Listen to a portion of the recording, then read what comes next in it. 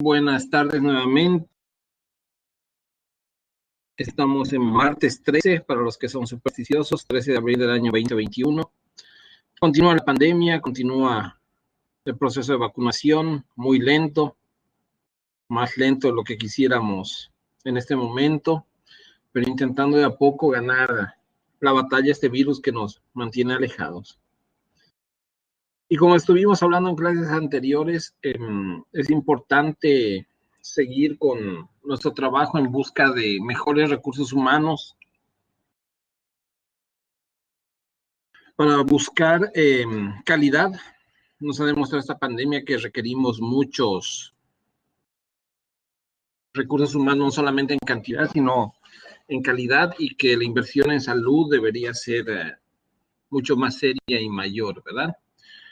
Nos habíamos quedado en el desafío 3 que tenemos en búsqueda de más y mejores recursos humanos. La iniciativa o el desafío 3 dice promover iniciativas nacionales y también internacionales para que los países en desarrollo conserven a su personal sanitario y eviten carencias en su dotación. ¿A qué se refiere con conserven? En el caso de ustedes, la mayor parte no se va a quedar a ejercer medicina en Paraguay. La mayor parte de ustedes tiene la intención de volver a Brasil y ejercer en su país. Seguramente algunos se quedarán en el camino, qué sé yo, tema sentimental, alguna pareja paraguaya brasilera que se crea en el camino. Así es como yo terminé en Paraguay finalmente. Algunos conseguirán alguna oportunidad laboral hacia Paraguay. Otros seguramente buscarán dar el salto un poco más allá. Yo veo mucho en alumnos míos que ya terminaron la carrera que Estados Unidos es un mercado muy atractivo para el médico brasilero. Les gusta mucho los Estados Unidos. No sé por qué razón específica, pero sí gusta mucho desarrollarse allá. Y obviamente la migración de recursos humanos tiene un trasfondo de muchas veces precariedad en el país. Uno se hace médico, estudia mucho y no ve retorno de todo ese esfuerzo. Entonces busca un lugar donde uno pueda vivir mejor, trabajar menos, o por lo menos trabajar y ganar mucho más dinero. Entonces se dan los movimientos migratorios. Si yo les hablo de mi promoción, la mayor parte de mis amigos no se quedaron en Bolivia. Tengo un grupo en los Estados Unidos, otro grupo en España, otros emigraron la mayor parte a Argentina. Muchos de los que están en Argentina están volviendo a Bolivia porque las cosas se pusieron económicamente mal hacia allá. Otros venimos hacia Paraguay, otros están en Francia. Tengo alguno que se fue a Inglaterra, algunos que se fueron a Brasil. Entonces, existe un movimiento de personal sanitario muy interesante que depende de esas variables. Pero también es cierto que cuando hablamos de formación de recursos humanos, especialmente en el caso de nosotros que nos formamos en universidades públicas, cuando yo estudié no tenía que pagar nada porque el Estado corría con los gastos de mi educación. Esa es una universidad pública, salvo una pequeña cuota al principio de año que era para nuestra identificación y algunos trámites menores. Después no pagábamos ninguna cuota. Y finalmente eso lleva a que a una fuga de cerebros, ¿verdad?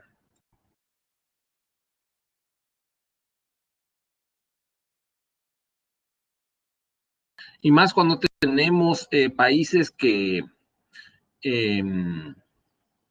brain drain, como dice Ligia en inglés. Cuando tenemos países que les cuesta mucho formar sus recursos humanos, tiene un impacto realmente negativo. Entonces tenemos países que requieren muchos médicos, pero los pocos médicos que logran formar se van del país porque consiguen opciones más atractivas fuera del país. Entonces debería haber alguna iniciativa para permitir que estos médicos sean rápidamente absorbidos por el sistema sanitario y que se garantice que se queden, ¿verdad? no solamente la parte económica, sino la parte de tener una vinculación inmediata, no salir y no saber qué hacer con la vida después con un título de médico bajo el brazo, proponer formación continua, remunerada, qué sé yo, residencias en las que uno pueda percibir un salario y no terminemos estudiando, como en mis tiempos, 6 años de carrera más 3 años de especialidad, todavía viviendo de los recursos de mamá y papá, ¿verdad? Es una carrera sacrificada, es un mundo sacrificado de la medicina y termina siendo muy complejo a la hora de entrar en el mercado laboral y decidir dónde ejercer. Y pasa en todo el mundo. Los médicos españoles no quieren quedarse en España, quieren dar el salto hacia Inglaterra, que es donde pagan mucho más y se trabaja mucho menos. Los médicos latinoamericanos en general buscan España como un buen lugar para ejercer una medicina un poco más segura, con más desarrollo tecnológico y mejor remunerada. Entonces es un desafío importante y a ustedes les va a tocar pelear con todas estas cosas como médicos nuevos. Este desafío también va con sus metas. Ya llegamos a la meta 10, que todos los países de la región habrán adoptado un código de práctica global o habrán desarrollado normas éticas sobre el reclutamiento internacional de trabajadores de salud. ¿Verdad? Que no sea como en el fútbol, que el club que tiene más dinero se lleva a los mejores jugadores. Suele pasar, qué sé yo, que un club que está luchando por quedarse en primera tiene un buen equipo, consigue cosas interesantes, llegan en posiciones importantes en la tabla de posiciones y vienen clubes que tienen mucho dinero y quitan los jugadores buenos de ese club y lo condenan a descender. Es más o menos lo que se trata de evitar en la salud. Es decir, que si un país tiene muy pocos médicos, que no se permita que esos médicos puedan por lo menos ingresar en sistemas como pasaba en el maíz médicos, ¿verdad? Si no me equivoco, había una lista de países que tenían una densidad de médicos por debajo del promedio poblacional que no podían aspirar a más médicos. ¿Por qué? Porque se había hecho una norma ética sobre el reclutamiento internacional de trabajadores de la salud. Si no me equivoco, Bolivia no podía optar a más médicos porque su densidad poblacional de médicos población era muy baja. Nos lleva a la meta 11, que todos los países de la región tendrán una política de autosuficiencia para satisfacer sus necesidades de recursos humanos para la salud. Y aquí la gran pregunta es, ¿Brasil tiene una política de autosuficiencia? ¿Qué está haciendo para hacer más pequeña esta brecha de recursos humanos? Porque es una realidad que Brasil requiere muchos más médicos. Si bien más médicos fue una forma interesante de cerrar la brecha, el reclutamiento de médicos cubanos también, esta brecha todavía continúa siendo grande y todavía es una necesidad.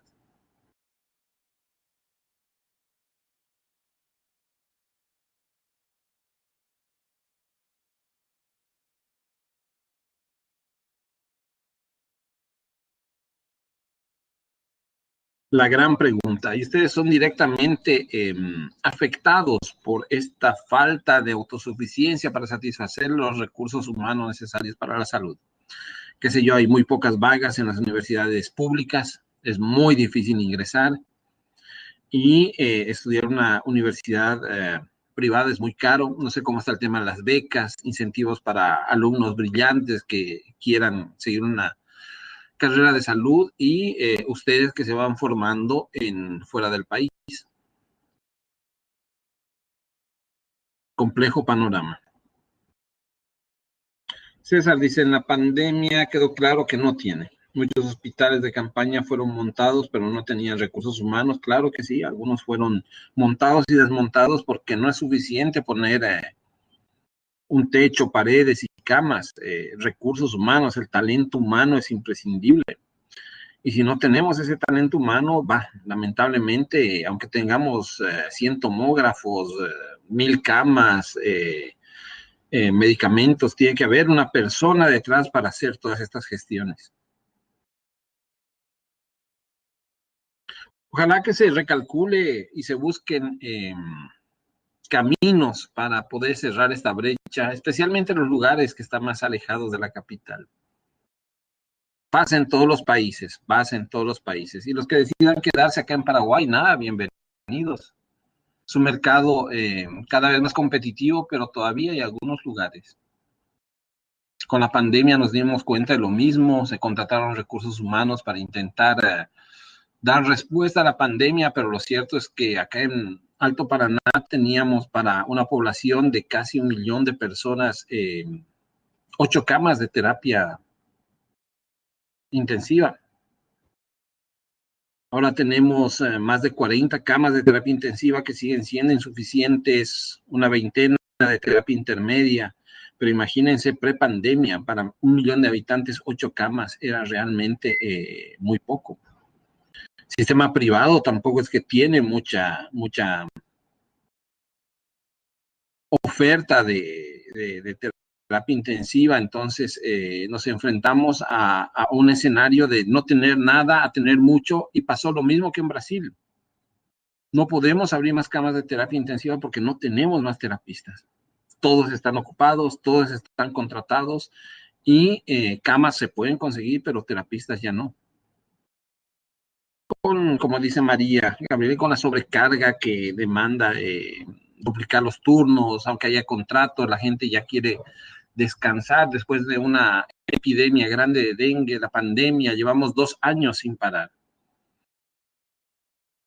Y el profesional de la salud es un ser humano.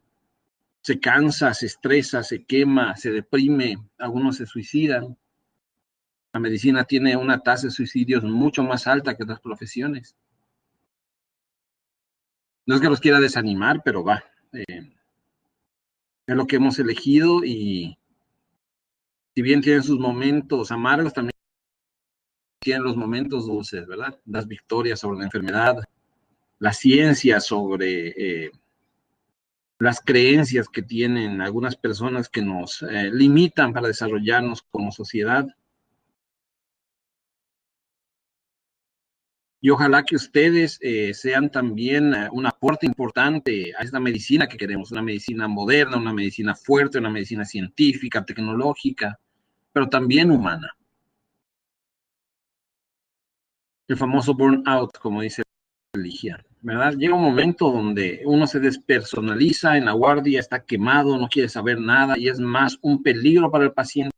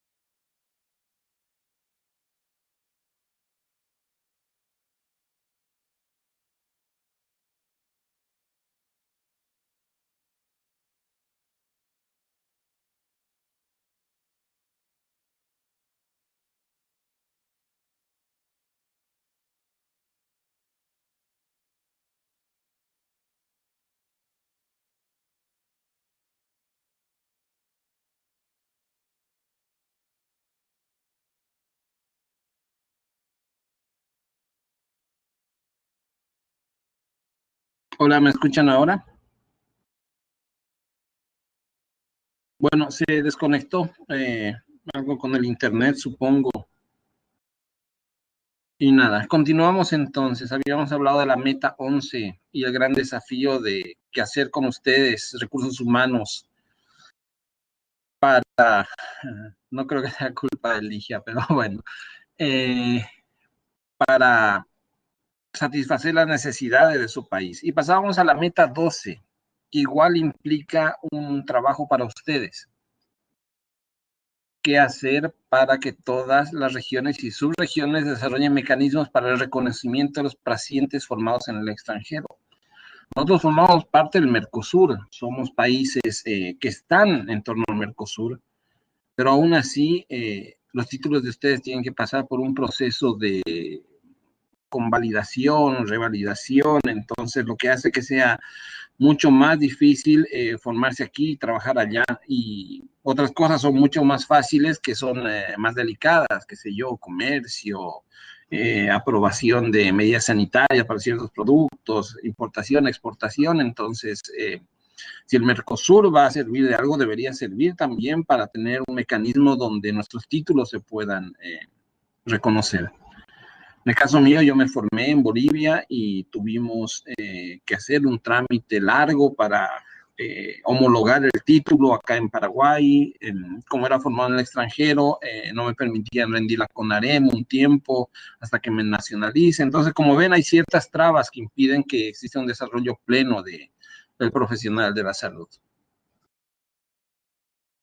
Pasamos al siguiente desafío, el desafío 4, que dice generar relaciones laborales entre el personal y las organizaciones de salud con el fin de fomentar la creación de ambientes de trabajo saludables, que propicien el compromiso con la misión institucional de garantizar la prestación de servicios de buena calidad para toda la población.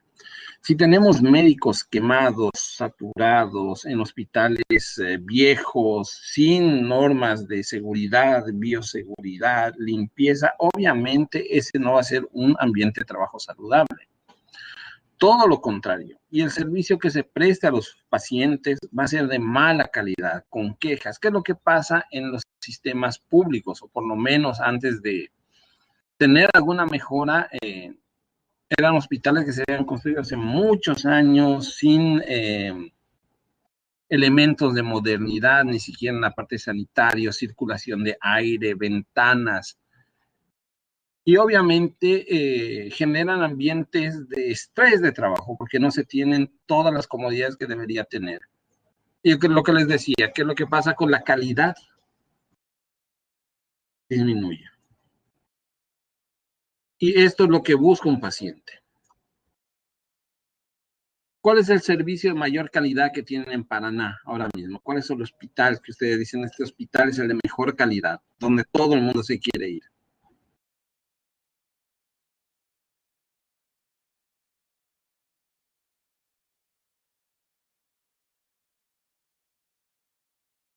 Tanto en la red pública como en la privada.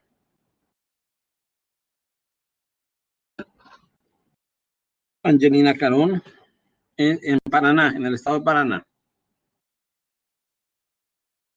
Muy bien. Curitiba.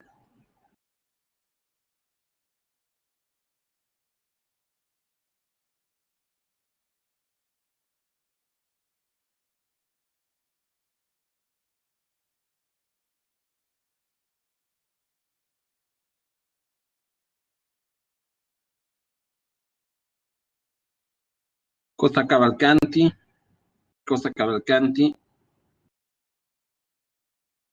Yo no conozco el hospital Angelina Carón, pero la mayor parte de los pacientes, incluyendo los de acá, buscan seguir sus tratamientos en Costa Cavalcanti, o termina siendo la palabra mayor.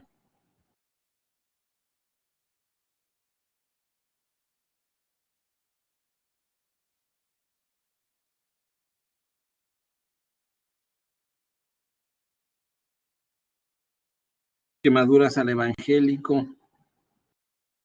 Cuando piensan en estos servicios de salud, son servicios de salud donde se parecen a los hospitales de acá, de Alto Paraná, los hospitales públicos, o por lo menos a los que eran hace unos 2, 3 años. donde ustedes hacen sus rotaciones y van a venir a hacer su formación.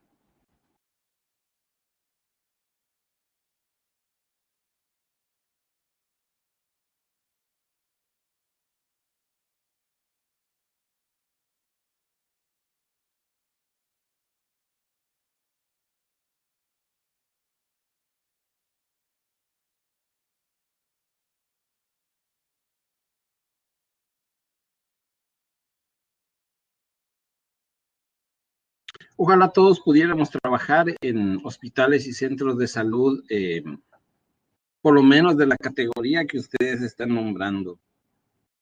Entonces, vean que no es agradable ni para los médicos, ni para los enfermeros, ni para los administrativos, ni tampoco para los pacientes. Entonces, tenemos una calidad afectada que si no revertimos esto, influye en la percepción que tienen los pacientes con respecto a lo que nosotros hacemos. Metas del desafío 4, proporción de empleo precario sin protección para los proveedores de servicios de salud se habrá reducido a la mitad en todos los países. En España hay una queja grande sobre los contratos estos temporarios. Acá también hay ese tipo de contratos que te contratan por 2 meses, 3 meses, y después te despiden, después te vuelven a contratar. Esto para que no se genere este vínculo que te da prestaciones sociales, aporte para jubilación, seguro médico, seguro de desempleo, etcétera, etcétera. Entonces son estos contratos temporarios los que muchos colegas tienen. Acá en Paraguay pasa lo mismo. Acá uno tiene un contrato, un estatus de contratado cuando comienza el trabajo, donde si el empleador decide no contratarte más, bueno, pues no te contrata más y pierdes tu trabajo al año siguiente. Tienen que pasar muchos años para que uno pueda tener un vínculo permanente, es decir, un vínculo permanente con una institución del Estado. En el caso de los extranjeros, uno tiene que ser naturalizado para que pueda acceder a un vínculo permanente.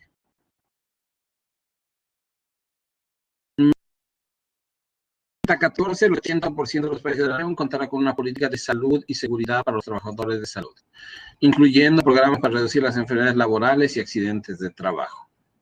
Hemos visto en esta pandemia cómo, por lo menos al inicio, estuvimos bastante expuestos desde la perspectiva de equipos de protección individual, desde la perspectiva de vacunas, desde la perspectiva de ambientes de trabajo. Entonces se hizo muy cuesta arriba todo esto. Y cuando pensamos en una política clara de salud y seguridad para los trabajadores de salud, quedamos en la interrogante de ¿cuándo?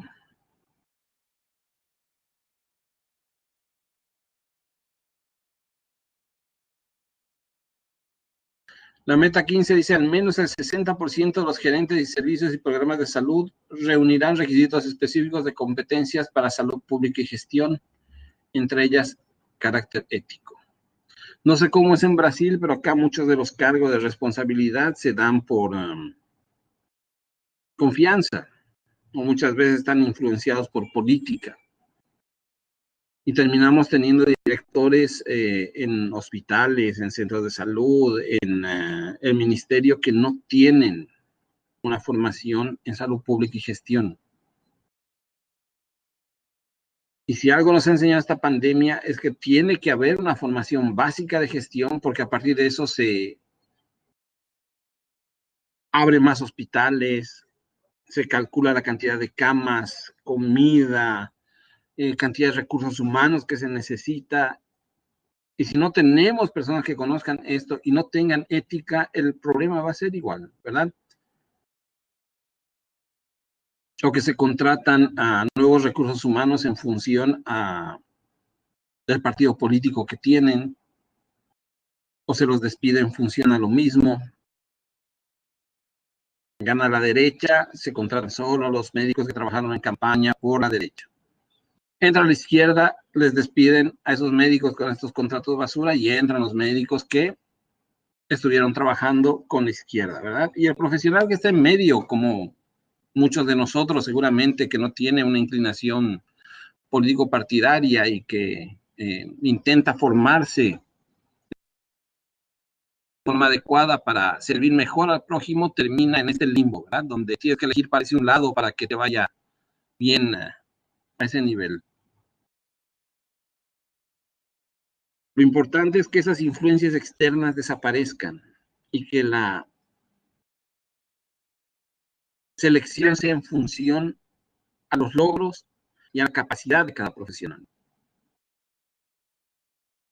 La meta 16 dice el 100% de los países de la región contarán con mecanismos de negociación y legislación efectivas para prevenir, mitigar, resolver conflictos de trabajo y garantizar la prestación de los servicios esenciales toda vez que se presenten, ¿verdad?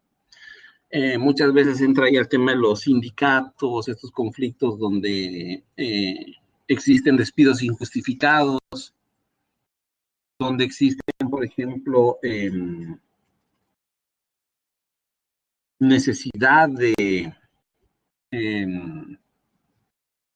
ver casos y plantear situaciones, colegas que fallecen durante el cumplimiento de deber por COVID, por ejemplo, qué hacemos con su familia, personas que tienen alguna vulnerabilidad y que no pueden estar expuestos al virus porque lo más seguro es que si se enferman se vayan a terapia o terminen falleciendo. Entonces tiene que haber ese tipo de mecanismos serios, imparciales, para que se pueda resolver estas situaciones.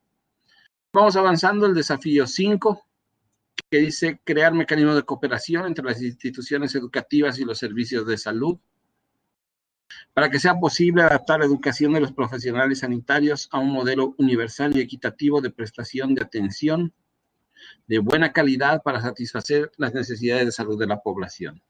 El médico no termina su formación después de 6 años de facultad y 3 de residencia, ¿verdad? A veces 4 o 5 de residencia. Tiene que haber una formación continua, las cosas cambian, las cosas se van evolucionando. Y lamentablemente la facultad, nosotros salimos con un pensamiento muy de hospital. La medicina que nosotros aprendemos es ver a un paciente, analizar su patología, hacer un diagnóstico, hacer un tratamiento y hasta ahí. En muy pocas materias tenemos esta visión global de un modelo universal. Entender que tenemos de alguna manera que llegar a todas las personas, equitativo, que van a haber personas que van a necesitar mucho más de nuestra ayuda y tenemos que ayudarles. Y hablar de calidad, que lo que hacemos en cualquier lugar donde nos desempeñemos tiene que ser de calidad. Y cuando hablamos de calidad, hablamos de hacer las cosas bien, bien hechas. Eso es calidad, satisfaciendo así a nuestra población.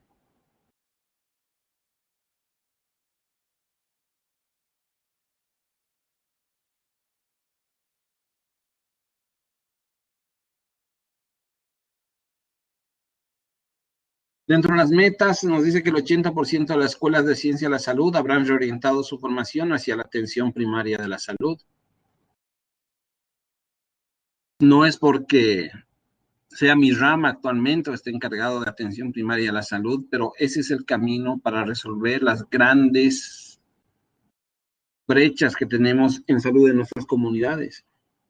Tener un médico cerca de la población que pueda resolver muchos problemas y que mande al hospital solo lo que tiene que ir al hospital. El hospital es un lugar muy peligroso. El hospital es el lugar donde más gente se muere en el mundo porque precisamente está ocupado por pacientes muy enfermos. La mayor parte de la población debería tratarse cerca de su casa, de forma oportuna, de forma efectiva, y evitar que lleguen a los hospitales. ¿Vamos a necesitar hospitales? Sí, obvio, categórico, contundente. Pero mientras más atención primaria tengamos, menos pacientes que no necesitan atención hospitalaria van a llegar ahí. Y muchos pacientes que sí la necesitan van a llegar de forma oportuna, sin retrasos. Médico de atención primaria que puede diagnosticar una apendicitis, enviar al paciente bien hidratado, ya con una cobertura antibiótica, con una indicación de cirugía, le ahorra muchísimo tiempo a un médico de un hospital. Un médico de hospital que esa misma apendicitis la devuelve a su primer nivel de atención en una unidad de salud familiar para curación y para monitoreo se ahorra mucho tiempo, puede tener más disponibilidad de camas y recursos para el siguiente paciente. En cambio, si ese paciente no tuvo dónde consultar, se fue a la farmacia, tomó buscapina, tomó, qué sé yo, medicamentos naturalistas y finalmente termina en un apéndice que explotó, una peritonitis, requiere una cirugía de emergencia, lavado peritoneal, entra en terapia por sepsis, si sobrevive se queda en terapia 20 días, una vez que sale de terapia sale con un problema renal ya instalado, vuelve a su comunidad y como su comunidad nadie le sigue, su insuficiencia renal avanza y el paciente requiere diálisis. ¿Me entienden? Es evitar todos estos problemas mediante una atención primaria fuerte, que mire la necesidad de la comunidad y que incorpore estrategias para la formación interprofesional. Acá nadie es más que nadie, somos un equipo de salud.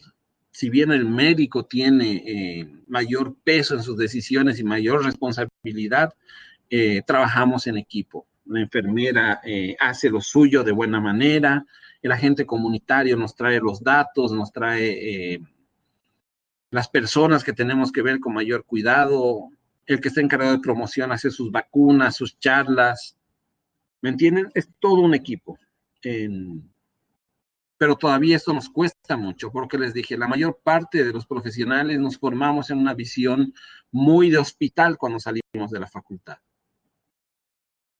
La meta 18 dice que el 80% de las escuelas de ciencia de la salud, es decir, las facultades de medicina, habrán adoptado programas específicos para atraer y formar estudiantes de poblaciones subatendidas, haciendo hincapié cuando correspondan a las comunidades o poblaciones indígenas.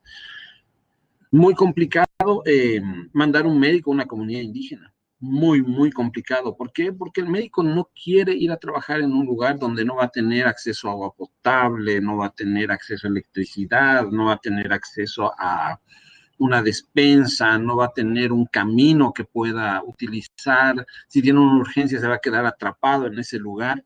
Entonces, si esperamos que llegue el camino, llegue la electricidad, el agua, el desarrollo, vamos a tardar mucho tiempo. O sea, debería llegar en algún momento.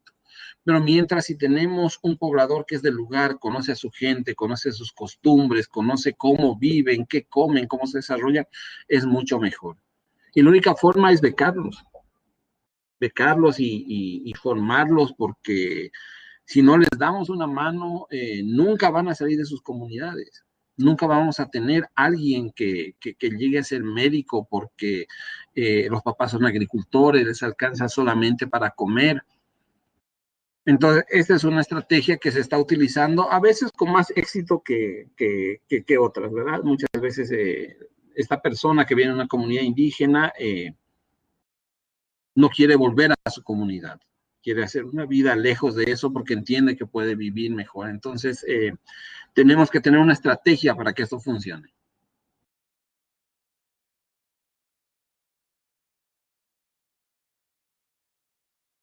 La meta 19 dice las tasas de abandono de la escuela de medicina y enfermería no deberían ser más allá del 20%. Es un buen trabajo de investigación para ustedes. No sé si ustedes estudiaron el abandono de la facultad entre alumnos de la UPAP, cuáles son los motivos, tema dinero, tema distancia, tema pandemia, temas familiares, enfermedad, puede ser dinero, crisis económica por pandemia, embarazos. Puede ser que se dieron cuenta que no les gusta la facultad. ¿Me entiendes? Un buen trabajo de investigación para una tesina o un trabajo final. No sé si tienen los datos siquiera la gente de la universidad. Y ahí les dejo como una pelotita votando, el que quiera tomarla la puede tomar y puede salir un trabajo interesante. 70% de las facultades de medicina y de las escuelas de salud pública estarán acreditadas por una entidad reconocida, ¿verdad? Acá se está trabajando, se logró la acreditación de Ministerio de Educación, toda esta parte de la reacreditación, pero existen otras entidades ministeriales que dan la acreditación Mercosur, por ejemplo, y así. Mientras más acreditada está una facultad, es mucho mejor, ¿verdad? Incluso ahora para la especialidad no están permitiendo que universidades no acreditadas se presenten para la residencia. Y quiero hablar brevemente de esto que por lo menos hace un par de años estaba vigente, más médicos, ¿verdad? Más salud para usted, el programa de más médicos hace parte de un amplio espectro de mejoría de atención a los usuarios del Sistema Único de Salud, invertir en infraestructura de los hospitales y las entidades de salud, además de llevar médicos en regiones donde no existen profesionales. O sea, más o menos todo lo que hablamos está intentando resolverse a través de este programa, que me dicen que ya terminó, ¿verdad? Que ya cambió.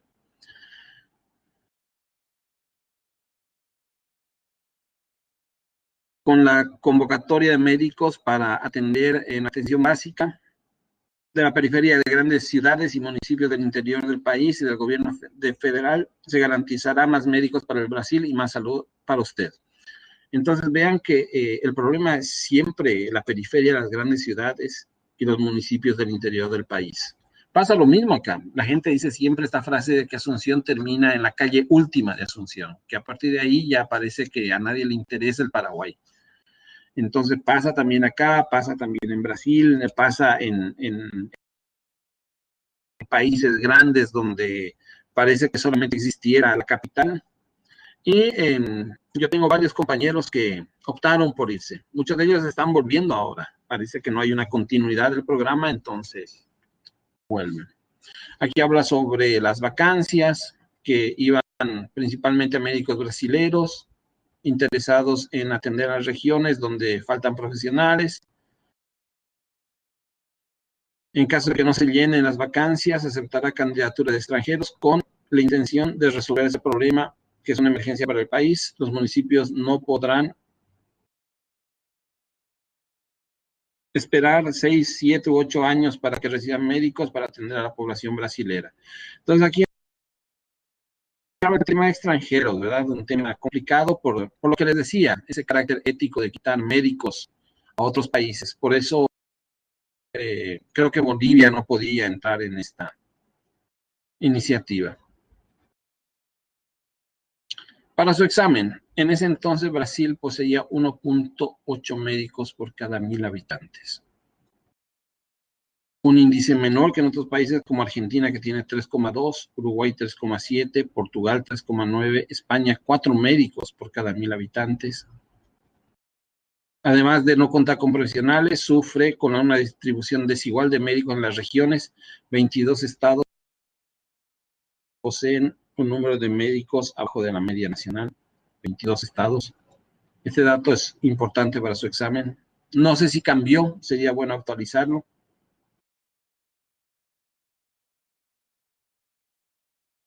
Y aquí hay algunos datos del Banco Mundial. Esta es la página del Banco Mundial. Pueden entrar para buscar. Es una información importante, imparcial, que habla de médicos por cada 1.000 personas. En este caso estamos viendo los médicos de Brasil por cada 1.000 personas. Acá se ve cómo fue subiendo paulatinamente hasta llegar a este 1,8 por cada 1.000 personas el año 2010. Y ahí pueden hacer comparaciones con otros países. Existe otro enlace para el personal sanitario que es imprescindible para lograr los objetivos de desarrollo del milenio, que ahora ya no son más estos, son los objetivos de desarrollo sostenible. Los del milenio ya fueron, algunos se cumplieron, otros no. Y ahora la escasez grave de personal sanitario, su distribución geográfica desigual y desequilibrio de la distribución de sus aptitudes, que suponen importantes obstáculos para conseguir llegar a los objetivos de desarrollo del milenio. Aquí les dejo el link.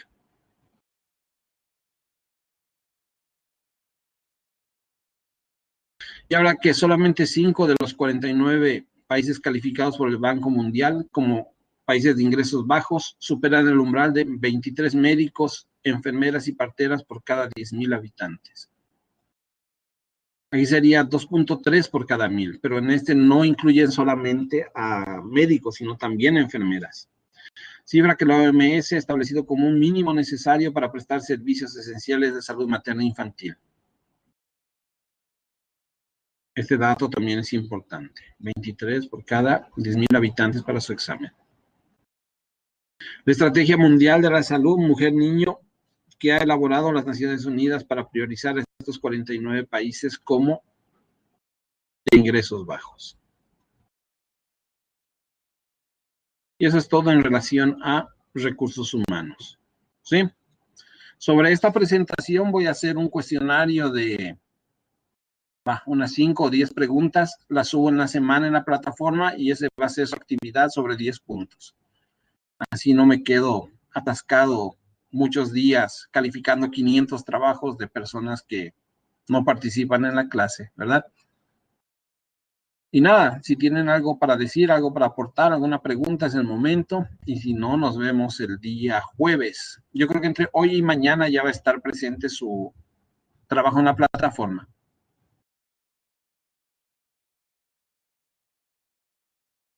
Gracias a ustedes y nada, hasta la siguiente.